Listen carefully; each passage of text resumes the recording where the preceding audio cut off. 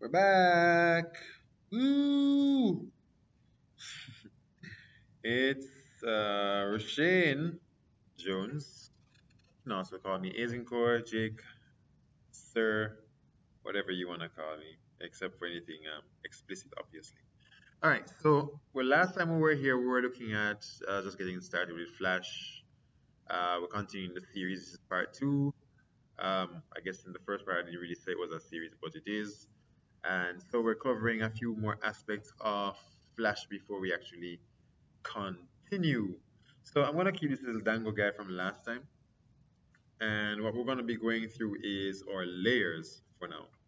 This might be a very short tip or short tutorial video, um, but layers is a concept, so don't think it's limited to any one program. So ideally, I want to start us off by getting used to concepts or what are the features of some animation programs, because we'll be going through more than just Flash. Probably some of the other tools that we might bring up are Krita, Toon, maybe TV Paint. Really depends as based on what we get access to, and yeah. So with our little dango guy here, or little corn drop, or whatever you want to call him, uh, he is currently a created object. We just created something. Now, I want you to take close attention to your timeline here. I'm gonna just cut him out, Control X, Command X, and just take a note of this little uh, object here. This is what we call a keyframe. Flash uses keyframes. In different programs, they have different terminologies, but in Flash, we have keyframes for anything that's going to change state. What do I mean by that? Position, I mean like scale or opacity or whatever it is. Anything that's gonna change can be put inside a keyframe. So example, let's paste this guy back inside, and right now what we're looking at here is a blank keyframe. Right click and paste in place. What's gonna happen is that we now have a keyframe. So we have blank keyframes and keyframes. Essentially in Flash, a keyframe has an actual drawn object in there or any element at all in there. A blank keyframe, as seen here again, does not.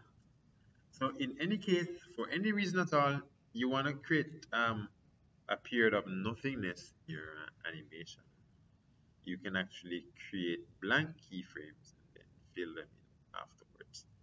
So let's paste our little guy back in here. Paste and paste. And we just call him corn cobulate. I don't know what to call it, right? So that's our little corn cobulate. I don't know what this guy is. Alright, so let's play with how layers work. Layers are very simple. Um, Alright, so here's we have one layer and then we're gonna create one more layer. I'll just call this bread. And we're gonna actually draw bread. So your pencils, guys. There's two ways you can approach this drawing. You could draw it freestyle with your pen tablet. If you don't have a pen tablet but you have a mouse, you can always do what I'm doing. Use the rectangle tool here first. And one of the things I like doing when I'm working with layers, because I know how Flash can be sometimes, when that if you're working with a layer, sometimes you might select a different layer and suddenly you're working on that layer. What I will do is lock the layers. So in the layers, you actually have three main icons. One is the visibility of a particular layer. Two is locking the layer, that way it can actually be edited, right? So if I try to move it or select it, it can't be edited. And the last one is just looking at the outlines of your layer. And this just shows you exactly what your layer is made of. Right? You can always just double click on it and you can also change the outline color for a particular layer. So if you prefer having that as your outline, feel free to use it as well. Right? So let's make bread. I'm going to use the rectangle tool. And if I click here, I have options. Rectangle tool. Now, rectangle options also has how round you want your rectangle to be, right? So I'm going to do that, and that gives me a much rounder rectangle. Now, I'm going to take that, I'm going to use the over, and I'm going to hold Alt and draw. So let's look at how bread looks. We go to get a bread reference, right? I'm going to just start out by not drawing that part on top of it. I'll hold Alt in order to create a somewhat symmetric look. So I'll do that, double click on this, and just carry this down. Bread usually has this kind of a look, so I use the free transform tool, that's Q on the keyboard, holding Alt again. I'll pull this down, and I'll do that, and just remove this line. So we get that shape. Now, because of how I am, I might want just a smidge out of this bread. So I'm copying that, pasting in place, and I'm gonna hold Shift and Alt to scale in towards the center. Not the best option for something like this, but it at least will get something done, right?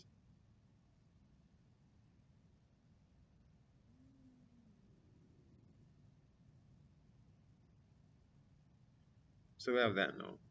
Whoops, because it's the same exact color, that's what happens. I'm gonna change this. I make this slightly darker, maybe a little more brown.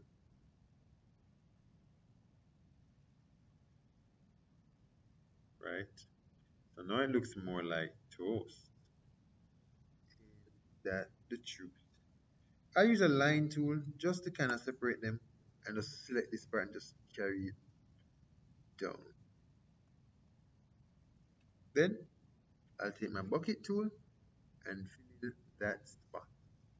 So click on my fill bucket tool and paint that in. Ta-da! Now if I wanted it to have a little bit of jam spread, I'm just gonna take my brush tool. That would be shortcut is B, but let's choose it. And I'll take off for now my pressure sensitivity. I'll increase the size of the brush by clicking here and changing the brush size, and I can change the brush shape as well. I'm comfortable with the brush shape, so I'm just going to leave as I have, and I'm going to change what color I want my jam to be.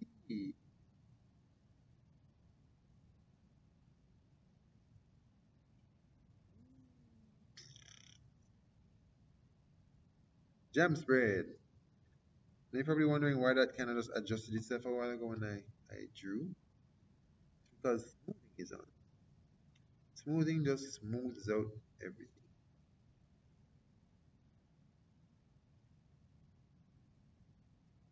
Right? So smoothing is at 90. If it was at 1 or 0, then we wouldn't have so much of that. So this is more like it. There we go. And that'll be my bread.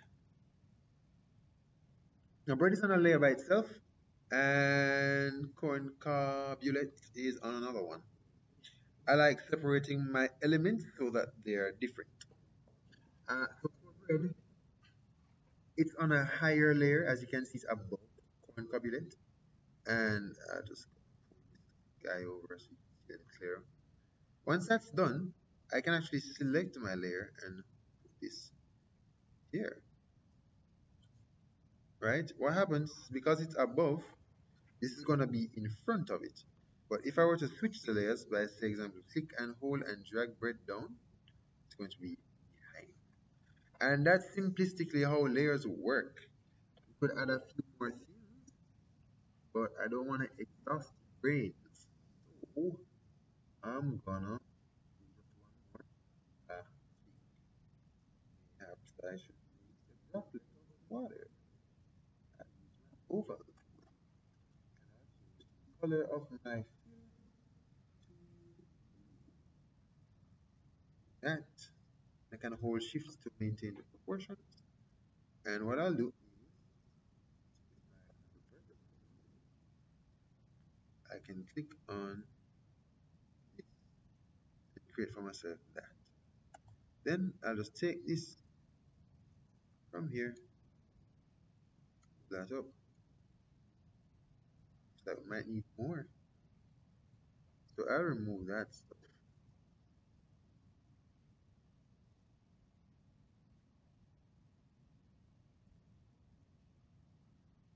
This, just get that shape out of the way.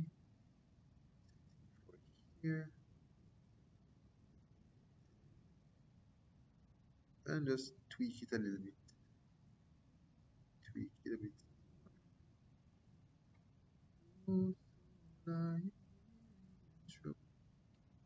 Alright, so that's a droplet, and I could add just like, and I'll just take that and I'll fill this in with this color. I'm going to use the eyedropper tool, shortcut is I, and I'll remove the stroke and just draw a little something on the side. Voila, and that's a droplet. Now this droplet is currently on the same layer as bread. Do you know what happens when you drag this on top of this? Technically, you can literally have it eat off a piece of that. This is one of the reasons I like keeping my elements separate, because you never really want that to happen, unless you're being deliberate. So I'll cut this, create a new layer, right click, and paste in place. And you have that.